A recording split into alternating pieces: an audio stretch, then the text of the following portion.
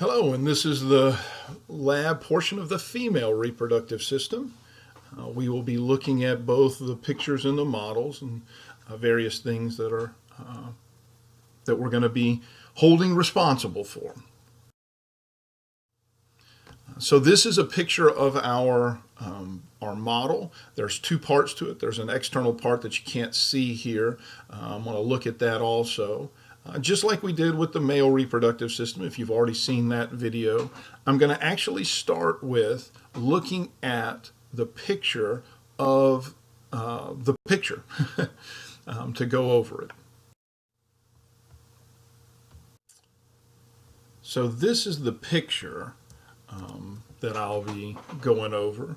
And so I'm actually going to start with this here called the ovary. I'm going to start with the female reproductive gland. The ovary is going to produce a few hormones, but what we're going to look at here is it's going to produce what we commonly call eggs, but they are called oocytes. The official scientific name for them are called oocytes, and I do want you to know that.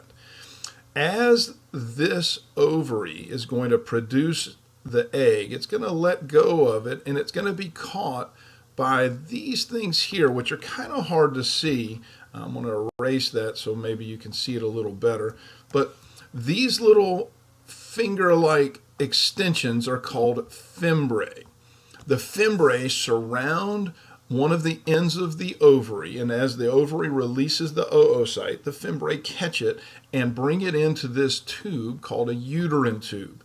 Now you're going to find out on your list of things, there's a little section in the uterine tube called the infundibulum. It's been an early morning and I'm going to have a hard time pronouncing that, and just not because I can't pronounce it, but that doesn't hurt anything. But since I can't pronounce it, we're not going to worry about it. You'll see it on another slide. And I'll tell you the same thing. I won't worry about it. On this part, I just want you to know these three things: the ovary, the fimbriae, and the uterine, or sometimes called the fallopian tube. Now, the uterine or fallopian tube is going to bring that oocyte into this very muscular pouch here. This is called the uterus. The uterus is where, if the egg is fertilized, the baby will grow. It is a very muscular pouch. And on one of the other pictures, we will look at the layers of it. But there's three layers, and I only want you to know two of them. One of them is this muscular layer here, called the myometrium, myo meaning muscle. And then there's a really thin inner layer that's called the endometrium. Again, you'll be able to see it much better on another picture that we will have. I'm not worried about you knowing the round ligament of the uterus. I do want you to know that the uterus has an opening called the cervix. This little area here called the cervix opens up to another tube, and this tube is called the vagina, or the vaginal canal. So the cervix opens up into the uterus, or the cervix is what opens the uterus up to the vagina. Now, on your list, you'll have a vaginal orifice, which is simply this opening that's right here, but you don't have to worry about that. The only thing I want you to be able to do is to tell me that this is the vagina or vaginal canal. Now, the uterus, as you can see, sits on top of the urinary bladder. This urinary bladder is the same. It's got the transitional epithelium. Now, if you see the layout of it, if you have ever been pregnant or know someone who has, you will find out that during pregnancy, you have very little bladder volume. You have to go to the bathroom all the time, and it's because the baby is going to be sitting on that urinary bladder. Now, from the urinary bladder, just like we looked at in the urinary system, there is a urethra which carries the urine out, and also on your list of things you'll have, I believe, a urethral orifice. Again, not worried about that. I just simply want you to know that that tube is The ureter, or urethra. Ooh, I was wrong on that one. The urethra. Again, that we on your list, you're going to have the pubic symphysis. Don't worry about the pubic symphysis. Again, it is this little area. It is the pubic joint that's between, or the symphysis joint between the two pubic bones. It's made up of fibrocartilage and blah, blah, blah that we've looked at. I'm not going to worry about that on this. So we've looked at the ovary, the little finger-like extensions called fimbriae that catch the oocyte and bring it to the uterine tube. From that, it's going to bring that oocyte to the uterus. Now, the uterus has an opening called the cervix. It opens up to a canal called the vaginal canal, or the vaginal canal, or the vagina. So those parts I do want you to know. Now, externally, there are a couple structures that you need to know as well. The vaginal orifice and the urethral orifice, the openings of those tubes, are going to be in an area that has two types of skin folds that will help protect them. There is going to be a thinner inner fold called the labia minor. Now, this has a couple of different ways that it can be said. This one sounds like it's trying to talk way too scientific for me. Labia minor is the easy way to say it. Then I have a larger, broader outer fold, and it is called the labia major. Again, this one has a very scientific name, labia majus, but it's labia major and labia minor. The other two things you have on your list are the mons pubis, which is simply the outer look of the female reproductive system. It means the mound of the pubis. There is an area of adipose tissue that's going to have this as a look to it. And again, simply not going to be something that I'm going to label. Now, I'm going to look at some of the parts on the model, and then the external portion of the model that I would want you to know. But that's an overview of some of the things on this picture, this book picture. Now, this has the model labeled with the same things. Again, you've got, this one calls it a fallopian tube. It's also the uterine tube, but we start really with the ovary.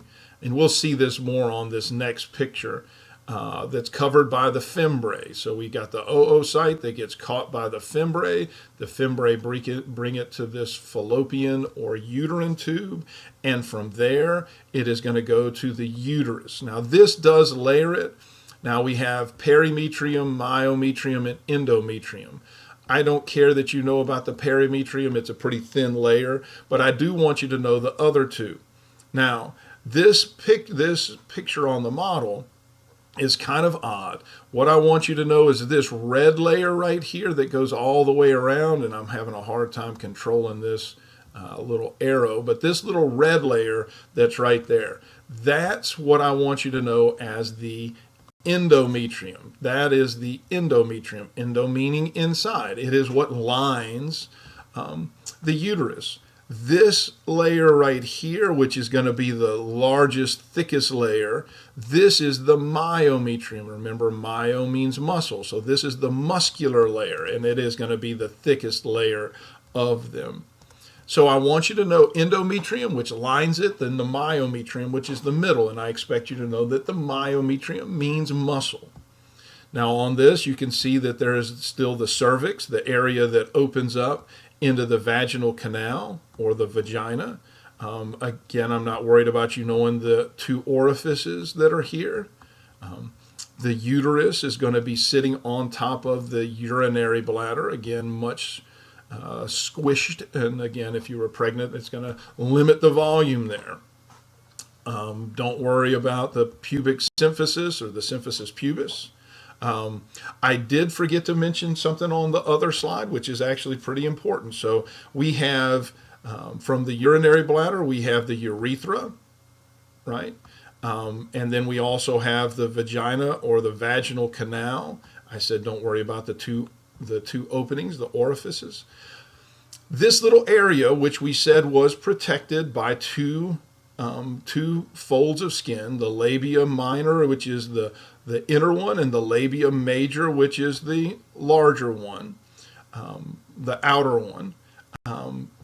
They are still the same. But the thing I forgot to mention on the last picture is that on the anterior end of this, where the labia minor really comes together, is going to be a highly innervated neural tissue called the clitoris. It is comparable to the glans penis. It is an area of a lot of nerve endings and a very, like I say, highly sensitive area. And it is at the anterior end of the meeting of the labia minor. Hopefully all of that makes sense. Now, this is a closer picture of the ovary. So we have the ovary here. This little thing here is the fimbriae, and you're going to see there's a little part here that I'm going to tell you I don't care that you know. And then this part right here is the fallopian or uterine tube. That's what you could see on this picture. The next one's going to have them labeled, and you'll see the part that I'm talking about, that I don't care that you know.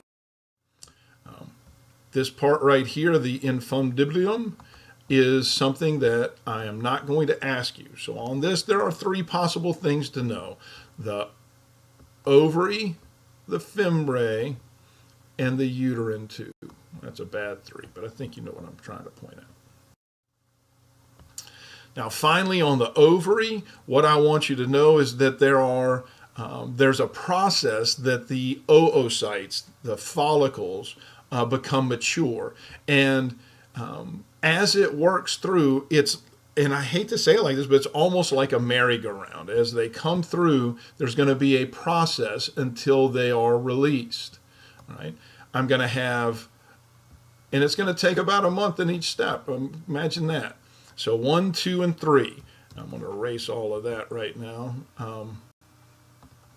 And when the follicle gets first pulled out and is going to be brought into the cycle of developing, it is called a primary follicle. The next step, as it develops, we'll look at how it's going to divide. But the next step, all I'm worried about is this part here, and this is called a secondary follicle. As it matures, and then this is, you can see that the mature follicle, you can see a close-up of it at the one below, but the mature follicle becomes much more organized, and you can see that it has a very defined shape.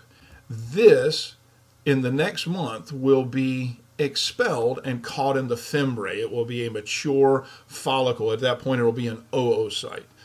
And that's the part of the female reproductive system.